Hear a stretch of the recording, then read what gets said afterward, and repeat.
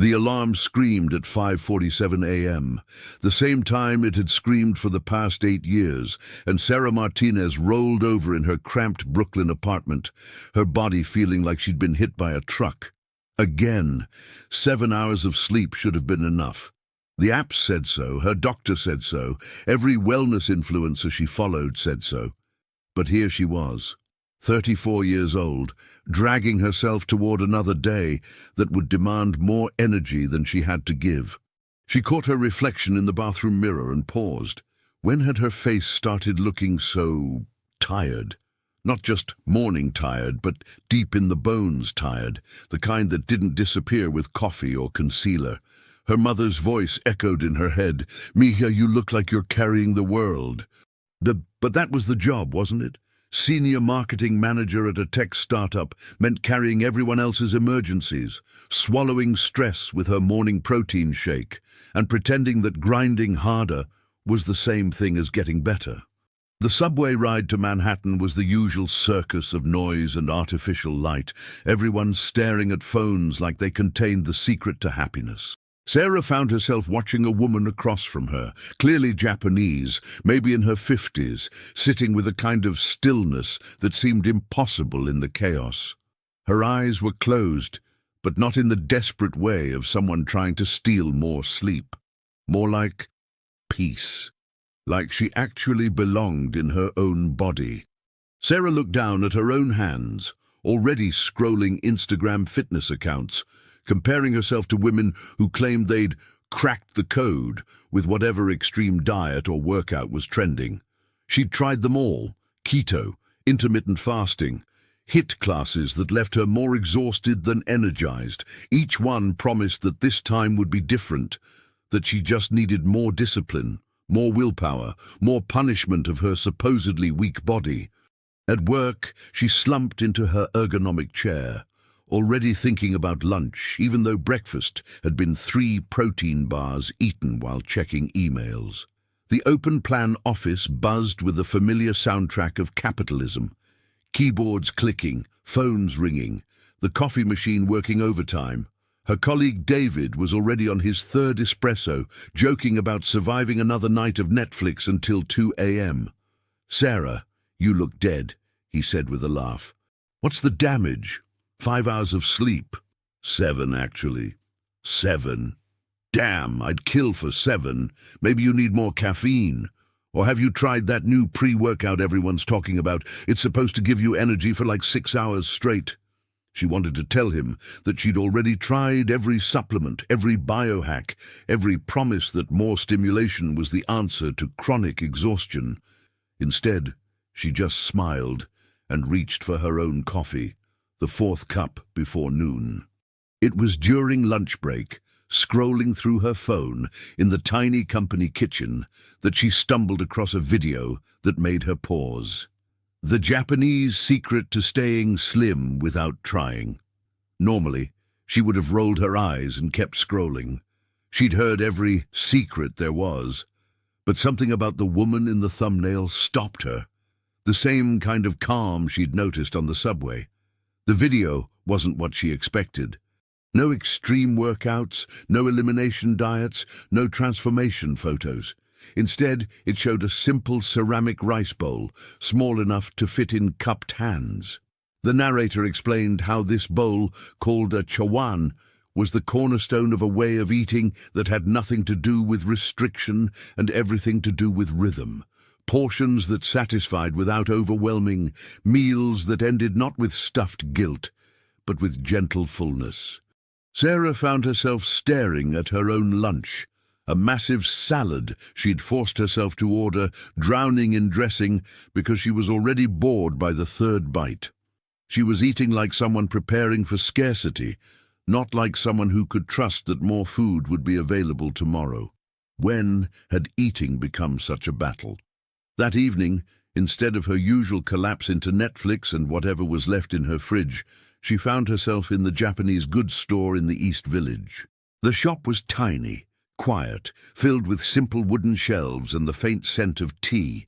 She felt oddly self-conscious asking about rice bowls, like she was pretending to understand something beyond her reach. "This one belonged to my grandmother," the elderly shopkeeper said, placing a small ceramic bowl in Sarah's hands. It was white with a subtle blue rim, warm to the touch, beautiful in its complete simplicity. She used it every day for 60 years, never counted calories, never went to gym. But she lived to 93, and her body never fought against her. Sarah paid for the bowl and carried it home like she was carrying something sacred. That night, she served herself dinner in it: brown rice, steamed vegetables, a small piece of fish. The portion looked impossibly small compared to her usual dinner plates, but as she ate slowly, deliberately, something strange happened. She felt satisfied. Not stuffed, not deprived, but satisfied in a way she hadn't experienced in years. Sitting cross-legged on her living room floor, the empty bowl in her hands, Sarah realized she couldn't remember the last time she'd eaten without distraction. No phone, no TV, no guilt about what she should or shouldn't be consuming. Just food and breath and the gentle weight of a simple bowl that somehow made everything taste like it mattered. If you've ever felt tired, even after a full night of sleep, or frustrated with diets that don't last, tell us in the comments which part of this story feels familiar. And stay with us for the next chapters. The rice bowl sat on Sarah's kitchen counter, like a quiet rebellion against everything she'd been taught about portion control. For 3 days, she'd been eating from it exclusively, and the strangest thing was happening. She wasn't hungry all the time anymore. Not the gnawing, anxious hunger that used to drive her to the office vending machine at 3 p.m., but a gentle rhythm of appetite and satisfaction that felt almost foreign. At work, David noticed first. "You're not eating that sad desk salad today." Sarah looked down at her lunch. Rice, pickled vegetables, and grilled salmon arranged in small containers she'd bought at the Japanese store. It looked completely different from her usual oversized portions, but she'd woken up actually excited to eat it. "Trying something new," she said, using the wooden chopsticks that had come with the containers. The utensils forced her to eat slowly, to pay attention. Each bite had to be deliberate. "Looks fancy and tiny. Are you doing some new diet?" "Not really. More like eating like people do in other places." She'd spent the past few evenings watching videos about Japanese eating habits, not the commercialized Japanese diet content, but actual footage of families eating together in Tokyo. What struck her wasn't what they ate, but how they ate. The pace, the attention, the way meals seemed to exist in their own pocket of time, separate from the rushing anxiety that colored everything else. Her new routine was simple, but felt revolutionary. Wake up without immediately grabbing her phone, prepare tea in a small ceramic cup, sit quietly for 10 minutes while drinking it. The tea itself, a loose-leaf sencha she'd never heard of before, tasted like nothing she'd experienced from tea bags, grassy, clean, somehow calming to her nervous system. "You're being weird lately," her roommate Jess said, watching Sarah prepare her evening meal with the same careful attention she used to reserve for work presentations. "Like Japanese weird. Are you going through some kind of spiritual crisis?" "I'm just tired of feeling tired all the time." "So drink more coffee. Take a B12 supplement. Don't go all Zen master on me." But it wasn't Zen, exactly. It was more like remembering something her body had always known, but that modern life had trained out of her. The rice bowl taught her what enough actually felt like. The chopsticks taught her the difference between eating and devouring. The tea taught her that rituals didn't have to be religious to be sacred. The first real test came on Friday night. Her college friends were meeting for their usual dinner at a loud restaurant in Soho, the kind of place that served portions designed for Instagram rather than human stomachs. Sarah had always ordered with a mixture of excitement and dread, knowing she'd eat until she felt sick because that's what the plates demanded, what the social energy encouraged. This time she found herself ordering differently. A simple dish, asking for the sauce on the side, actually listening to her body's signals instead of the conversation's chaos. When her friends ordered dessert, she declined without the usual internal war between wanting and shoulds. "Since when do you turn down chocolate lava cake?" her friend Emma asked. "Since I started paying attention to what my body actually wants." "That sounds dangerously close to intuitive eating," Emma said with air quotes. "You know that's just diet culture repackaged, right?" Sarah didn't know how to explain that this felt like the opposite of diet culture. Diet culture was always about more restriction, more exercise, more willpower, more shame when you inevitably failed. This felt like less noise, less force, less fighting against her own biology. Walking home through the East Village, she stopped by the Japanese store again. The elderly shopkeeper, Mrs. Tanaka, was arranging tea tins on a shelf with the same careful attention Sarah had started bringing to her meals. "How is the bowl treating you?" Mrs. Tanaka asked. "It's strange. I'm eating less, but feeling more satisfied." Mrs. Tanaka nodded like this was the most obvious thing in the world. "In Japan, we have a saying, hara hachi bu, eat until you are 80% full. The bowl teaches your eyes and stomach to recognize this feeling, but it takes time. Your culture teaches you to eat until you cannot eat more." Sarah thought about every meal she'd eaten in the past decade, rushed, oversized, usually accompanied by guilt or mindless distraction. When was the last time she'd stopped eating because she was satisfied rather than because she was stuffed or because her plate was empty? Is it really that simple? Simple, yes. Easy, no. You must unlearn everything about food being entertainment, comfort, reward, punishment. Food is just food. Your grandmother's generation knew this, but your generation has forgotten. That night, Sarah prepared her dinner with unusual ceremony. Rice in the small bowl, vegetables arranged thoughtfully, tea steaming in her cup. She sat cross-legged on a cushion on her living room floor. No TV, no phone, just the gentle sounds of evening settling in around her apartment. Halfway through the meal, she noticed she was full. Not 80% full. She wasn't sophisticated enough yet to recognize that subtle signal, but comfortably full. There was still rice in the bowl, still vegetables on the plate. Her old self would have cleaned everything, afraid of waste or judgment or some vague sense that stopping before empty was cheating somehow. This time, she put down the chopsticks and sat with the strange sensation of having enough, of being enough. The leftover food didn't mock her or tempt her. It just existed, neutral and patient, as food should be. Later, washing the small bowl in warm water, Sarah realized she was sleeping better. Nothing dramatic, but her mind wasn't racing quite as much when her head hit the pillow. Her body felt less wired, less like it was running on empty and caffeine. She'd attributed it to eating less sugar, but maybe it was something more fundamental.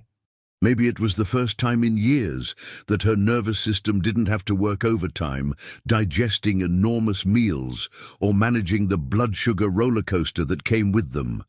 3 weeks into eating from the small ceramic bowl, Sarah's body started whispering secrets she'd forgotten how to hear.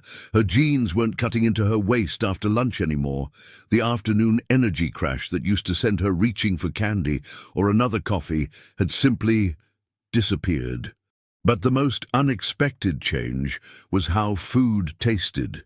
When she wasn't rushing to finish everything on an oversized plate, when she wasn't eating while scrolling or watching TV, flavors became vivid, complex, satisfying in ways that had nothing to do with quantity. Her morning routine had evolved into something that would have felt impossibly slow just a month ago. Instead of grabbing protein bars and rushing out the door, she woke up 15 minutes earlier to prepare proper tea, to eat a small bowl of rice with pickled vegetables while sitting at her tiny kitchen table. The ritual felt like drawing a protective circle around her day, creating space for calm before the city's chaos took over. "You look different," her co-worker Melissa said during their Monday morning meeting, like rested or something. "What's your secret? New skincare routine?" Sarah almost laughed. "I've been eating differently." Oh God, please don't tell me you're doing another cleanse. Remember the juice thing? Not a cleanse, more like eating like a human being instead of a garbage disposal, but explaining it felt impossible. How do you describe the difference between eating and nourishing without sounding like a wellness influencer? How do you explain that using chopsticks wasn't about being trendy, but about the forced mindfulness that came with utensils that demanded attention? That eating from a smaller bowl wasn't about tricking yourself, but about remembering what satisfaction actually felt like.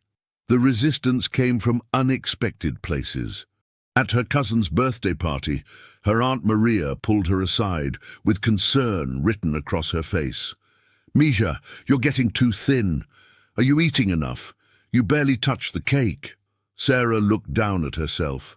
She wasn't thinner exactly, maybe 5 pounds, but nothing dramatic. What had changed was the way she inhabited her body.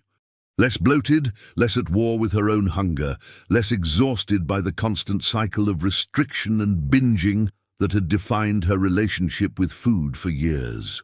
"I'm eating plenty, Tia. Just differently. This isn't some Japanese thing, is it? You know they eat raw fish, right? That's not healthy for our family." The casual xenophobia stung, but Sarah was beginning to understand that her family's concern wasn't really about her health. It was about the threat of change, the fear that questioning one thing, how to eat, might lead to questioning other things they'd always accepted as normal. Her relationship with David at work was shifting too. He'd started making jokes about her bird portions and her habit of declining the afternoon coffee runs that used to be their main source of connection. "Come on, live a little," he said, when she turned down drinks after work for the 3rd time. "One happy hour isn't going to kill your Zen vibe." "It's not about Zen," Sarah said. "It's about not feeling like garbage the next day." "Since when do you care about feeling like garbage? That's the whole point of being young and employed." But she wasn't young anymore, not really. 34 was old enough to realize that the borrowed energy from caffeine and alcohol wasn't free. Her body had been sending her the bill for years in the form of restless sleep, afternoon crashes, and a metabolism that felt broken no matter how much she exercised. The Japanese approach wasn't about deprivation, it was about paying attention to the real costs of things. Her breaking point came during a work crisis that stretched into a 14-hour day. The old Sarah would have survived on coffee and whatever she could grab from vending machines, then collapsed at home with takeout and wine. This time, she'd brought small containers of rice and vegetables, eaten them slowly even during the chaos, sipped tea instead of her usual caffeine overload. At 9 p.m., when the crisis was finally resolved, she realized something unprecedented. She wasn't completely exhausted. Tired, yes, but not the bone-deep depletion that used to accompany any stress. Her energy had held steady instead of spiking and crashing throughout the day. "How are you not dying right now?" David asked, slumped over his desk like a wilted plant. "I feel like I've been hit by a truck." "I think it's the food," Sarah said quietly. "And the tea. And maybe not treating my body like it's supposed to run on fumes." That weekend, she visited Mrs. Tanaka's shop again, drawn by questions she couldn't articulate. The older woman was arranging a display of small ceramic cups, each one slightly different in glaze and shape. "Your energy is changing," Mrs. Tanaka observed without looking up. "How can you tell?" "You move differently, less like you are fighting something, more like you are cooperating with yourself." Sarah picked up one of the cups, feeling its weight, its warmth. "Is it always this simple? Eating from smaller bowls, slowing down?" "Simple, but not easy. Your culture makes it very hard to live simply. There is always pressure to want more, eat more, buy more, do more. In Japan, we understand that wanting less can give you more of what matters." "What if people think I'm being weird or pretentious?" Mrs. Tanaka smiled. "Let me ask you something. Before, when you ate until you were stuffed, when you drank coffee all day, when you collapsed every night, Were people worried about you being weird then? The question hit like a gentle slap. No, nobody had questioned her habits when they were destructive. The concern only appeared when she started taking care of herself in ways that challenged the shared misery of modern overwork and overconsumption.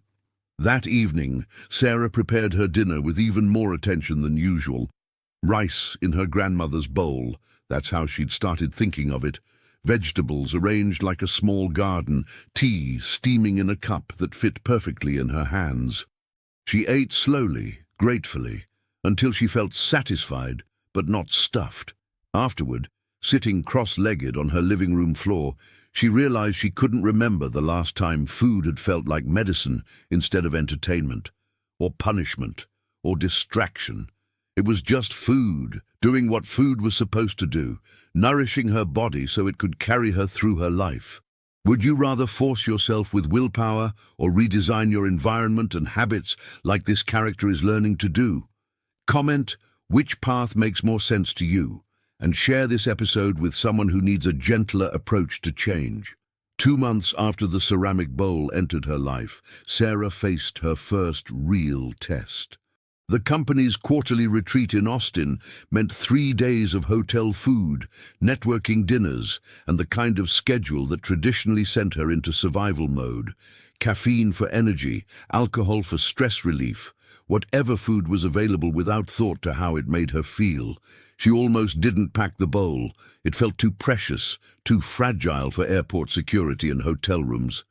But at the last minute, she wrapped it carefully in a sweater and tucked it into her carry-on, along with a small container of loose-leaf tea and a pair of chopsticks. "What's in the ceremonial wrapping?" her co-worker Jake asked when he spotted her carefully unpacking the bowl in her hotel room. "My rice bowl.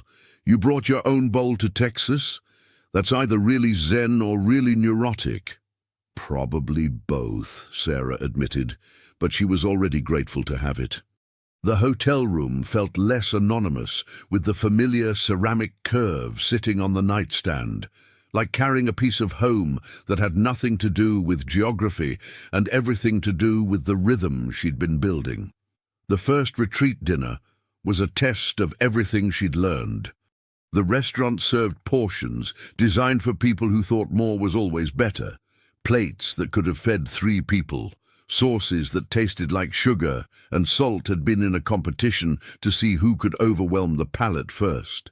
Sarah found herself eating slowly, stopping when she felt satisfied rather than when her plate was empty, drinking tea while her colleagues worked through wine and beer. "You're not drinking?" David asked, sliding into the seat next to her. "Don't tell me you've gone full health guru on us." "I'm drinking tea." "Tea doesn't count as drinking, Sarah. Come on, live a little. When's the last time you just let loose?" She almost gave in. The old pattern was so familiar. Use alcohol to numb the social anxiety, eat until she felt sick, wake up the next day feeling like she'd been punished for having a good time. But something about the gentle weight of tea in her cup reminded her of mornings that started with clarity instead of regret. "I'm good with tea." The real challenge came the next morning.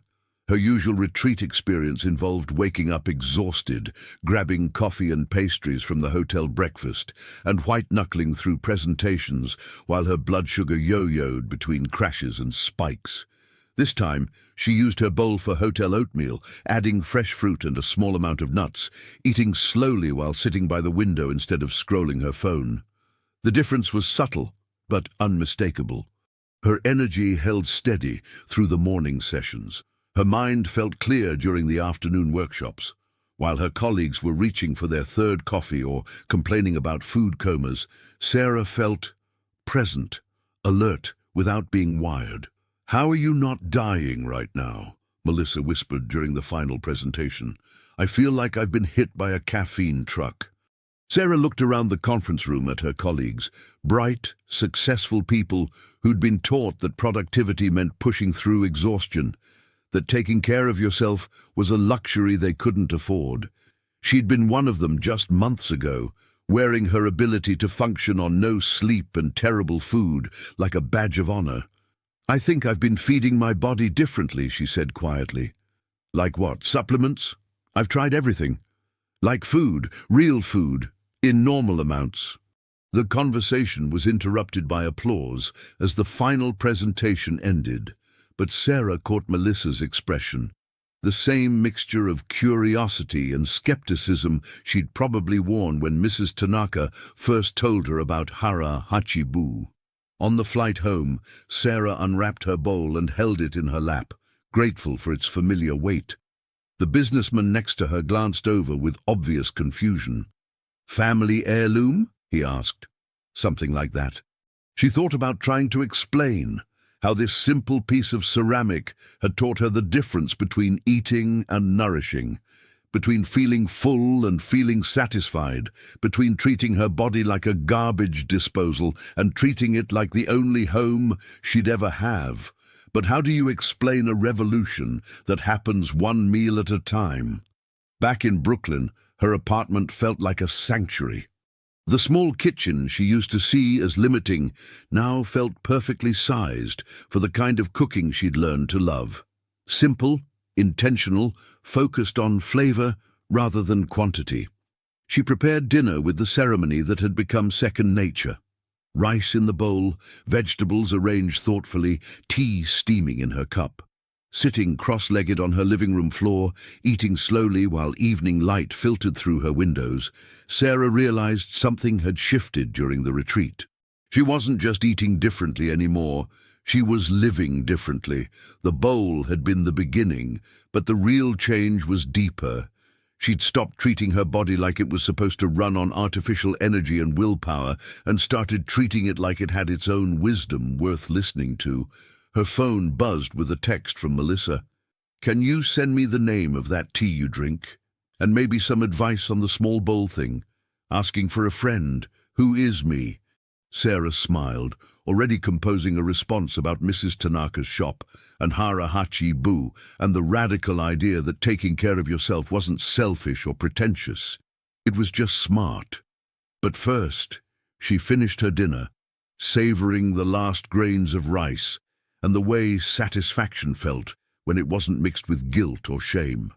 The bowl sat empty in her hands, warm from the food, smooth against her palms. Such a simple thing, really.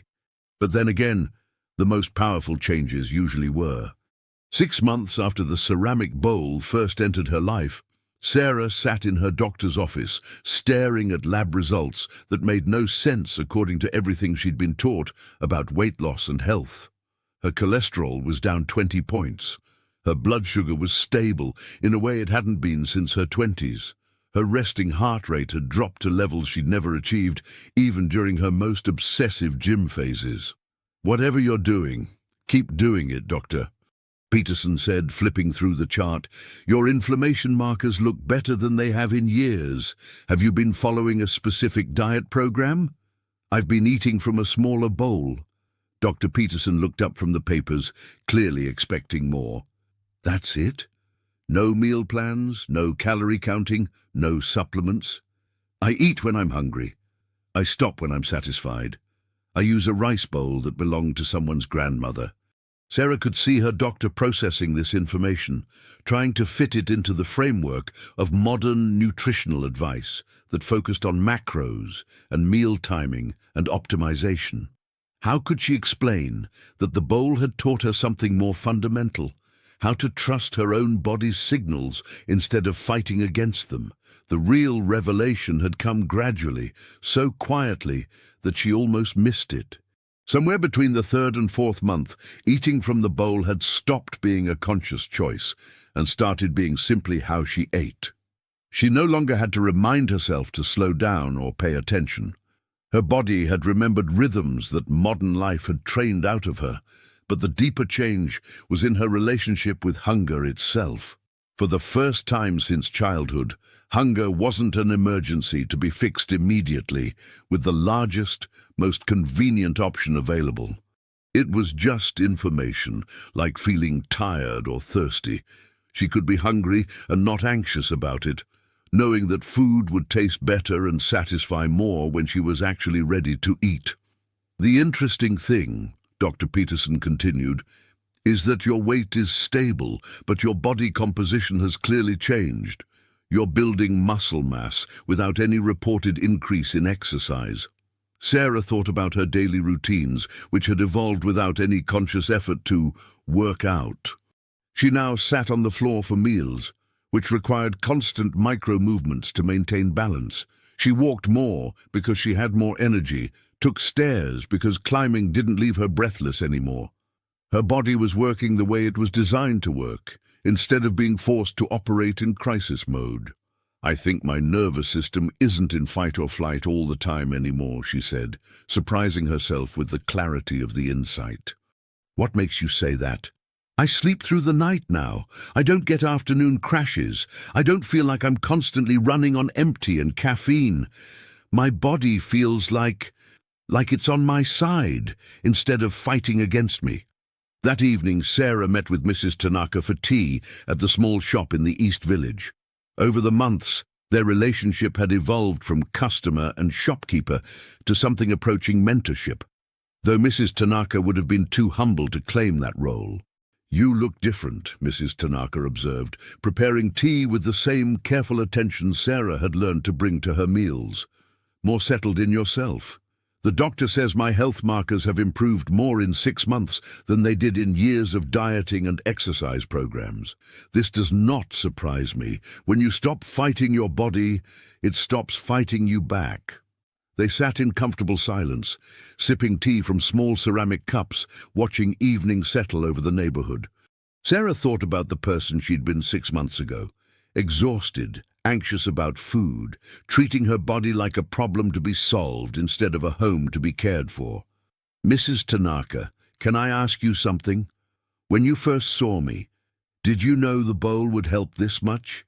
The older woman smiled. "I knew you were hungry for something you could not find in large portions or strict rules. Most Americans are hungry for peace, but they try to feed this hunger with food or alcohol or shopping or exercise. The bowl teaches a different kind of nourishment." "What kind?"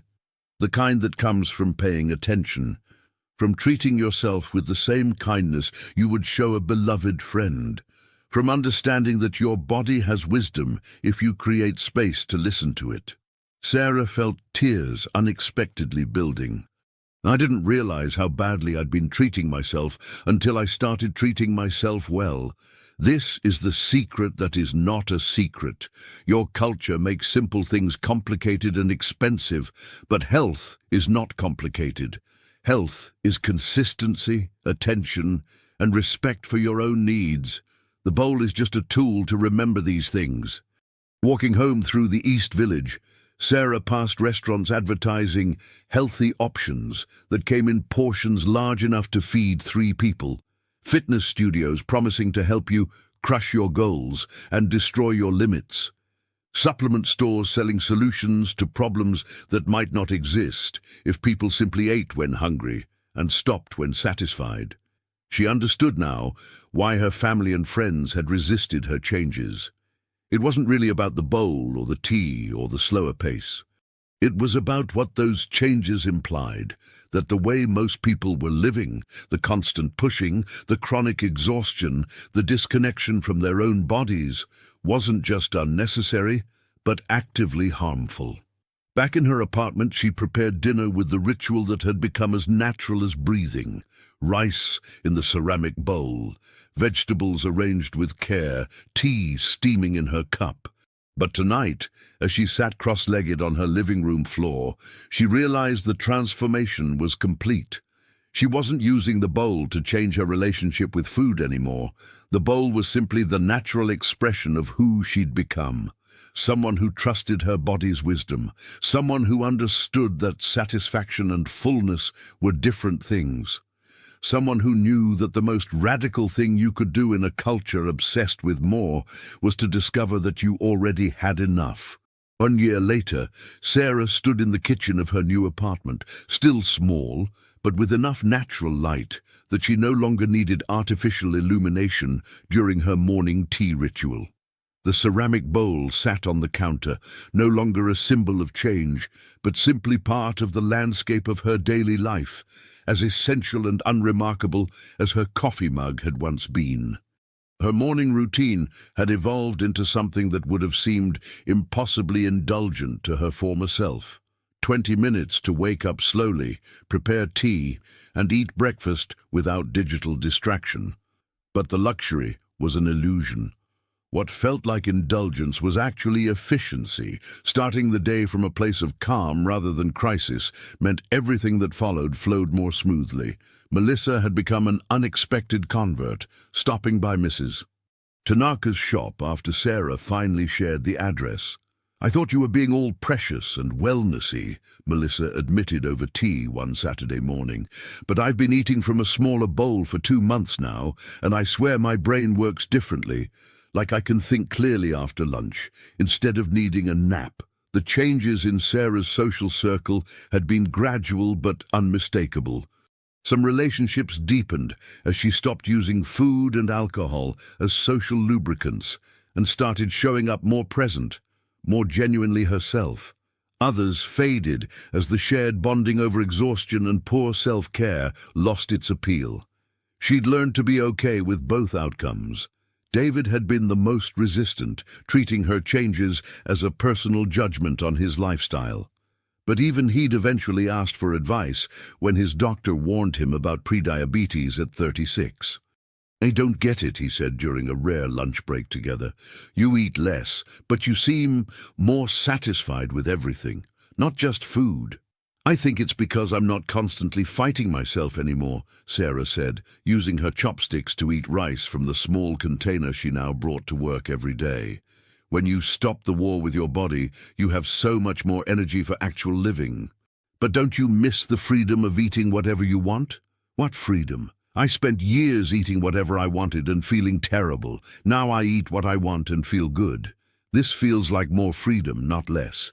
The conversation stuck with her as she walked home through the East Village, stopping, as always, at Mrs. Tanaka's shop. The older woman had become something between friend and teacher, though their relationship was too organic for either label to fit precisely. "How is the bowl serving you?" Mrs. Tanaka asked, though the question had become more ritual than genuine inquiry. "I think I finally understand what you meant about cooperation instead of fighting," Sarah said. "It's not just about food anymore. It's about trusting my body's signals about everything: sleep, stress, energy, even people." "Ah, you are discovering that the body knows many things the mind tries to ignore." Sarah nodded, thinking about how her decision to leave her marketing job for freelance work had come not from a logical analysis of career prospects, but from noticing how her shoulders tensed every Sunday evening, how her digestion shut down during particularly stressful weeks, how her body had been trying to tell her something important that her mind kept dismissing as weakness. "Mrs. Tanaka, do you think other people can learn this? Or does it only work for certain kinds of people?" "Every person has the same body wisdom, but your culture teaches people to ignore this wisdom from very young age. It takes time to remember what you once knew." That evening, Sarah prepared dinner for her cousin Rosa, who was visiting from Los Angeles. Rosa had been one of the family members most concerned about Sarah's Japanese phase, but she'd agreed to experience a meal prepared the way Sarah now naturally cooked. "This is it?" Rosa asked, looking at the small portions arranged on proper plates. "Where's the rest of the food? This is the whole meal, but you'll still be hungry after this. Try eating slowly and see." Sarah watched her cousin navigate chopsticks awkwardly, complain about the small bites, then gradually settle into a different rhythm as the meal progressed. By the end, Rosa was surprised to discover she felt satisfied without feeling stuffed. "I don't understand," Rosa said. "I ate way less than usual, but I'm not hungry. How is that possible?" "Your stomach had time to tell your brain what was happening. Most of us eat so fast that the signals never catch up. Is this why you look so calm all the time now? Like not stressed about everything?" Sarah considered the question. She wasn't less busy than before, didn't have fewer responsibilities or challenges. But her baseline had shifted. Instead of operating from a constant state of mild crisis, overstimulated, underfed, exhausted, She moved through her days from a place of relative balance. Problems were still problems, but they weren't compounded by the additional stress of a body running on empty. I think I just stopped making everything harder than it needed to be. Later, washing the ceramic bowl in warm water, Sarah realized she could barely remember the person who used to collapse every evening with whatever food required the least effort, who woke up tired every morning despite adequate sleep, who treated her body like an adversary to be defeated rather than a home to be cared for. The transformation hadn't been dramatic or photogenic. There were no before and after photos, no inspiring weight loss numbers, no fitness milestones to celebrate, just the quiet revolution of a nervous system that had learned to relax, a metabolism that had remembered how to function without constant artificial stimulation, a mind that had discovered the difference between satisfaction and excess. She dried the bowl carefully and placed it on the counter for tomorrow's breakfast, already looking forward to the simple ritual that would begin another day. Such a small thing, really. This piece of ceramic that had taught her to trust herself. But the smallest changes often carried the greatest weight, and this bowl had carried her all the way back to herself. Years later, when friends asked about the secret to her sustained energy, her peaceful relationship with food, her ability to navigate stress without falling apart, Sarah would always mention the bowl. Not because ceramic had magical properties, but because it had been the key to unlocking something she'd always possessed but had forgotten how to access. Her own wisdom about what she needed, and when she'd had enough. The bowl was just a bowl, but learning to trust it had taught her to trust herself, and that, it turned out, had been the secret all along. If this story reminded you that real transformation comes from small habits repeated over time, not from overnight fixes, subscribe to the channel, tell us which country you watch from, and invite someone to start this journey with you in the next story.